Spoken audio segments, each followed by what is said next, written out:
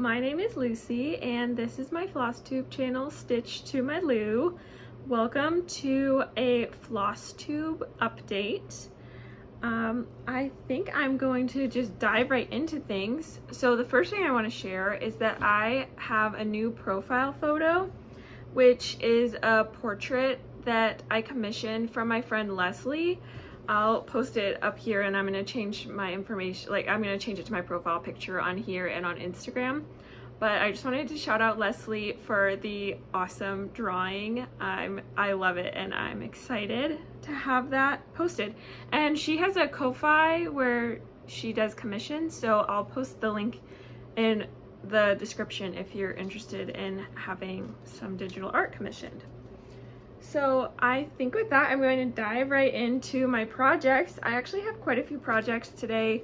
I kind of delayed filming because I felt like I had touched a lot of projects, but in the last few weeks I've done quite a bit. So I think I have a pretty good variety to show you today. So first are my finishes. I had 3 finishes since my last Flosstube. My first one is Tonight I Fly by Janlynn of the Stitch Crypt, and this design is from the Just Cross Stitch magazine Halloween edition of 2025. And I stitched this as part of the Season of the Witch Style hosted by Nicole of Thistle and Thread. And I really enjoy stitching bookmarks, and they're one of the few things I know how to fully finish. So I was excited to find this sweet pattern, and you know, I'm a sucker for a black cat. So yeah, I stitched on this from September 15th through 18th, and it took me 4 days. And the fabric is a scrap of 16 Count Spellbound by Forbidden Fiber Co. So yeah.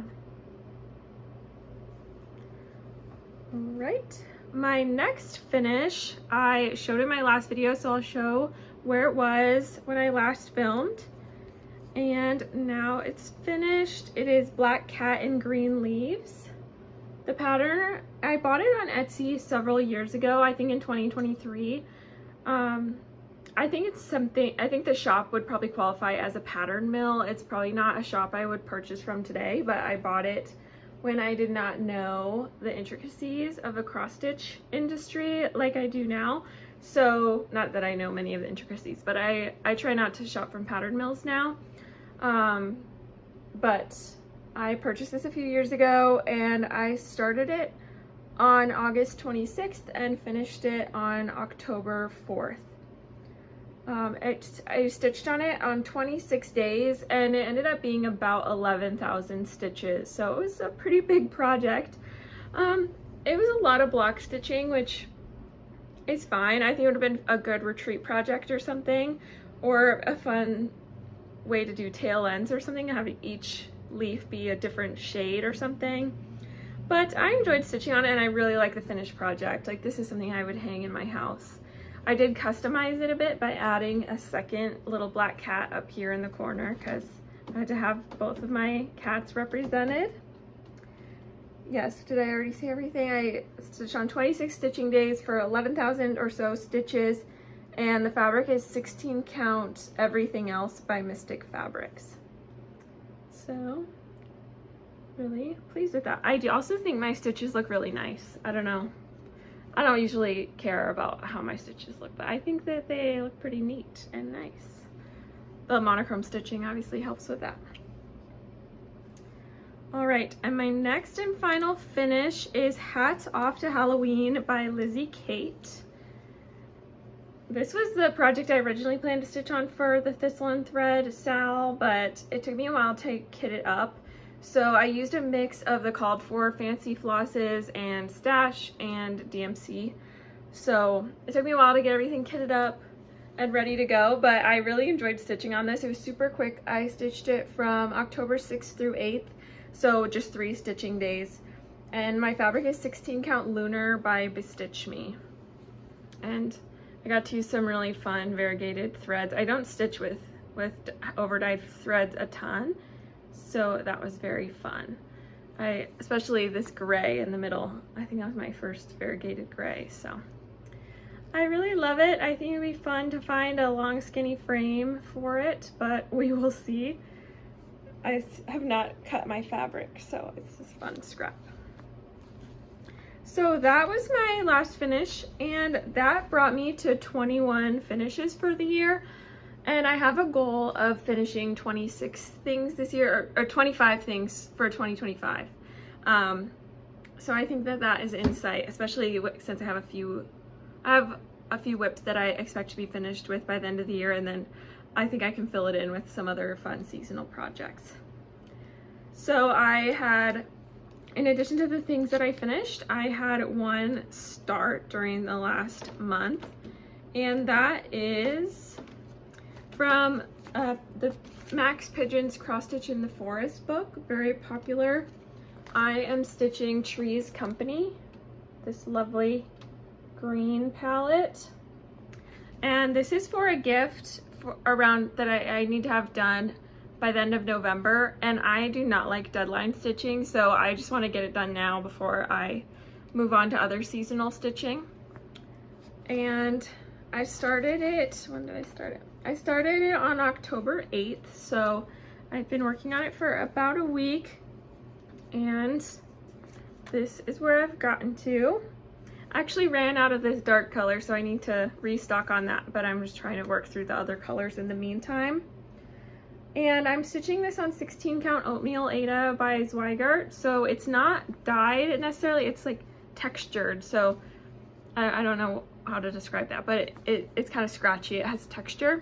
It's not my favorite stitching experience, but I think it looks really nice, especially with, you know, these nature-y inspired patterns. So I am working on that. And again, hoping to have this done in the next few weeks so that I'll have plenty of time to frame it before I need to gift it. And now moving on to my whips, I have a few projects to show you. So my first whip that I worked on was the Black Butterfly Sampler by Shaded Stitchery. This is my travel project, so I brought it with me on a camping trip in, I think it was mid-September that I went camping. And I just brought it with me in case there was downtime or an opportunity to stitch. And I only had a tiny bit of downtime, so I think I literally put one strand of thread in here. But this is where I'm at now. I think I'm almost done with this wing, but I didn't even finish this wing. So there's my progress.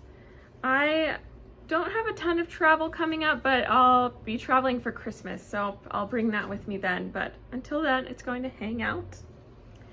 And then my next whip is Stitch for Pride by Dee's 20 Stitches.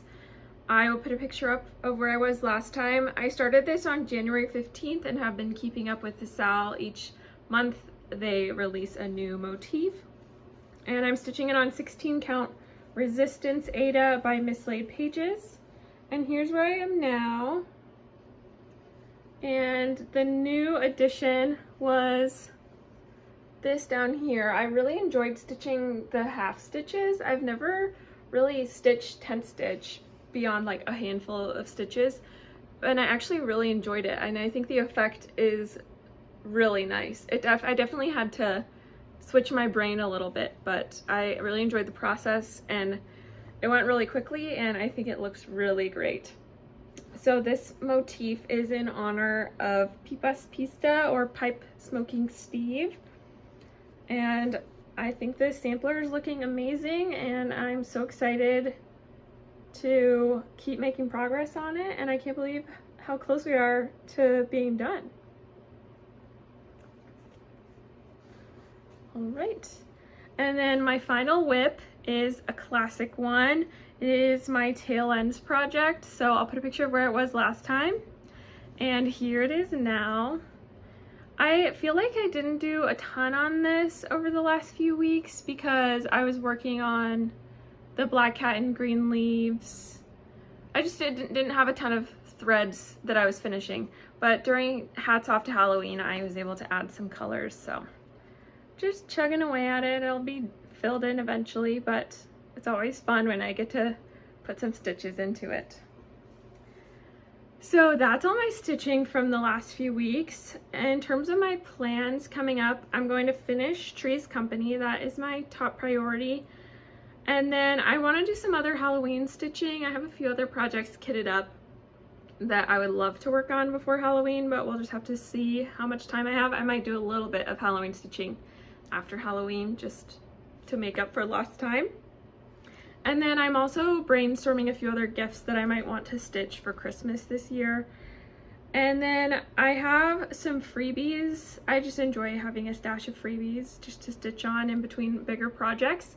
And one freebie that I'm really excited about is Lola Crow's 5th anniversary freebie. It's a little ghost eating candy corn. I'll put a picture of it, but I got it from her Facebook group. I might be available on her website too. But I might have to, it's really tiny, so I might have to kit that up and stitch on it in the next few weeks as well. And then I'm also planning to attend the Jingle Ball, which I'm really excited about. And I have been eyeing the bell pull. I think it's by Beth Twist. I'm very tempted by that project. We'll see if I decide to go for it, but I'm definitely attending the Jingle Ball. I'm deciding if I want to take a class or buy a kit. So that may be happening.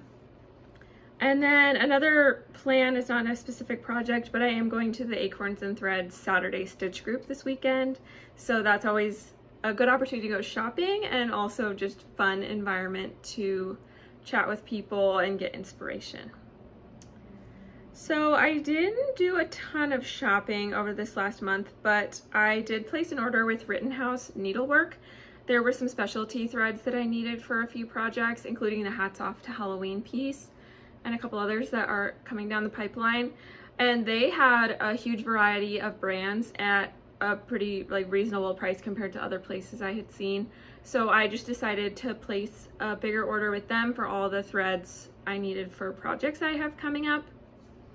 I also went to Acorns and Threads, which is where I bought the oatmeal Aida for my Trees Company project. And they have, and I just love looking at fabric in person, so that was a lot of fun. And it was also the end of the Lola Crow trunk show at Acorns and Threads, and I had provided a couple of pieces to be displayed during the Acorns and Threads trunk show. So I shared pictures of these during my finish parade in September, but now I have the actual pieces back. So I have this one, which is Peace for a Broken Earth, which I got as part of a fundraiser bundle.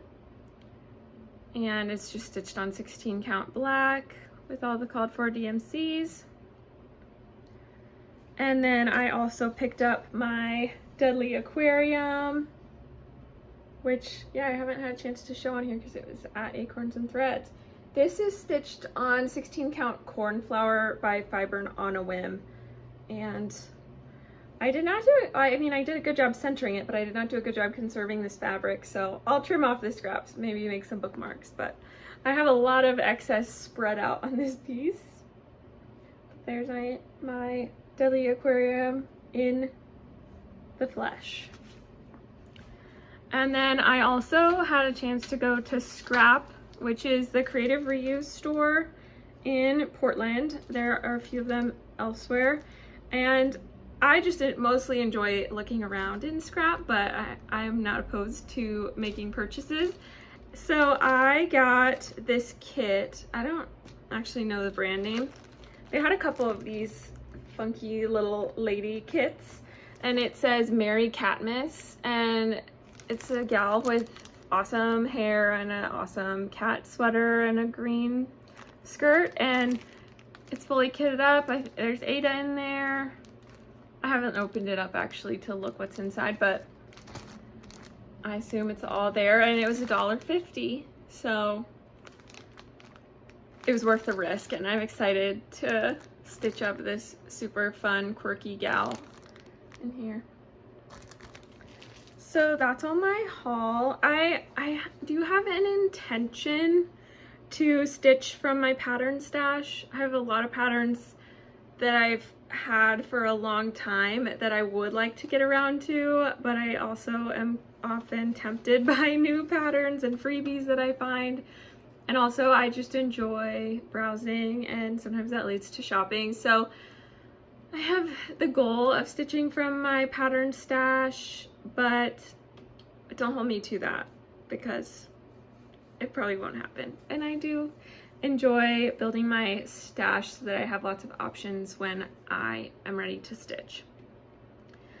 So moving on, there are a few floss tubes that I want to mention. The first one is the Blue Box Stitcher. I just recently discovered her channel and I just love her vibes. It's very chatty floss tube and I enjoy that. I like to feel like I'm having a conversation with someone or hearing them chat about their stuff. So I really enjoyed her channel and she has some really fun projects. She's also doing Stitch for Pride and yeah, just great energy, and she's really figuring out how she wants to frame her goals, which is just really interesting because I don't think of myself as much of a goal stitcher, so it was interesting to hear her talk about her thought process. Another new, or a floss tuber who's new to Flosstube, I think she has 2 videos out, is Slow Snail Stitching. She has the best southern accent. I love an accent. So I've really been enjoying her videos and she just has a really fun variety of projects. She's working on a little dog ghost for her son, so I'm really excited to see progress on that one. And she just has great energy and again, a great accent. So highly recommend. Next up is Accounting My Stitches, Catherine. I think she's been on Flosstube for a while, but I really enjoyed watching her videos. She just got an adorable new kitten, and she had a really fun vlog style video for, what was it called? Harvest Moon Hangout, where she tea-dyed some fabric for the first time, and it made me a little less intimidated about trying tea dyeing. So thank you, Catherine, for vlogging that process, because yeah, I'm thinking about it. And then last is a brand new floss tuber. She just posted her first video recently, is Britta's Always Crafting. And she has some of the same projects as me. She was also working on the Lola Crow Extraordinary Bird Cell and Stitch for Pride. And she just has a lot of great projects. And she is also, I think she does knitting or maybe crocheting. I think knitting.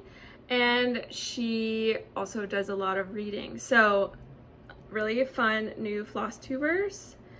You always think that you don't have time to watch more floss tubers, and then I find a way somehow to add more people into my rotation. So keep them coming. So next I want to talk about a few books. I had a pretty good reading month. In general, I have a goal of reading 2 books per month. So I finished 3 books since my last floss tube, so that's a success to me.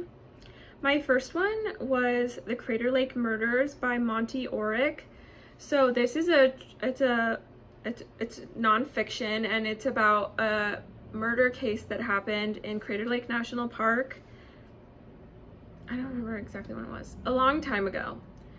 And it went unsolved for many, many years. And then there was a confession, a deathbed reporting of a confession where a guy who someone had confessed to told his wife as he was dying who had done it.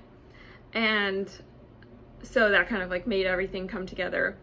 I don't love reading about murder, but it caught my eye because I went to Crater Lake at the beginning of September, so this book caught my eye. I'm glad I didn't read it before I went on that trip, but it just piqued my curiosity, so I decided to read it.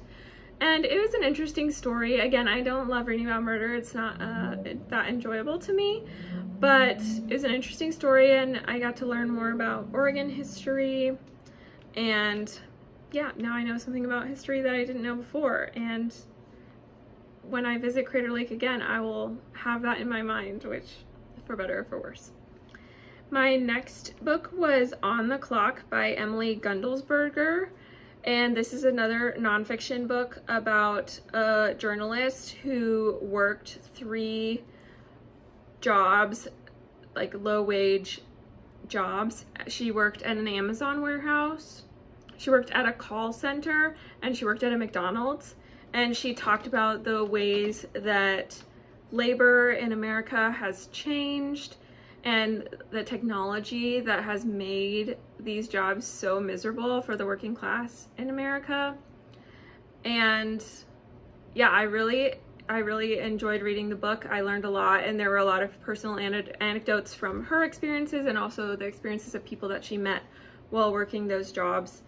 And I appreciated learning more and gaining more perspective, and I highly recommend if you are curious about that. And then my last book was Dream State by Eric Puckner. So this was Oprah's book club pick for the summer, and it's set in Montana, so immediately 2 points for it, but it had been very popular because of those reasons. So I hadn't been able to get my hands on it, but it was at my library in the rare find section, or I think it's called Lucky Day, and they have certain books that are high demand where they have a copy where they're non-holdable, and it's only a 2-week checkout and you can't renew it, so you just get lucky to find it in the library when you're there, and then you have to return it within 2 weeks and you can't renew it.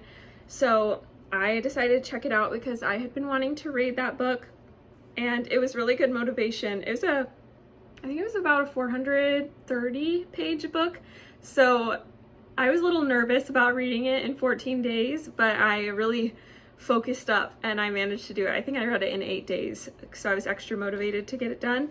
But I really enjoyed it. This one is fiction, so a little bit different for me, but I did enjoy it. It's set in Montana over the course of, I think, over about 50 years.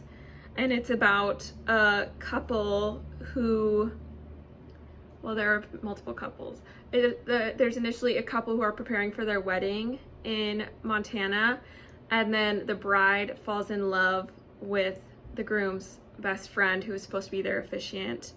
And then they end up, the main couple ends up breaking up, and then the bride and the officiant become a couple, and then it fast forwards into their lives and how their lives continue to overlap throughout the years. And yeah, it was interesting. Fiction is not my cup of tea usually, so I sometimes struggle to kind of get immersed in it, but I think since it was set in Montana and I have so many memories of the types of places it was talking about, that helped me get into it. So I enjoyed that book. And then I always have a book on the go, but I just will talk about them after I'm done reading them so I can provide a synopsis. But I enjoyed all those books. I think my top one was On the Clock. That is exactly the type of book that I tend to reach for. So other things that have been going on, I have been playing a lot of disc golf. It's kind of been the transition between summer disc golf and fall and winter disc golf. So I played in the Oregon Women's Disc Golf Championship, which happened in September. I think it was the weekend of Harvest Moon Hangout, which is why I wasn't able to go to that. But that was really fun. It was kind of the season finale for a women's series of tournaments that we get to play. And then I'm also doing something called Team Golf Through the Winter, where we play as a team and we go around to different courses and compete against other teams.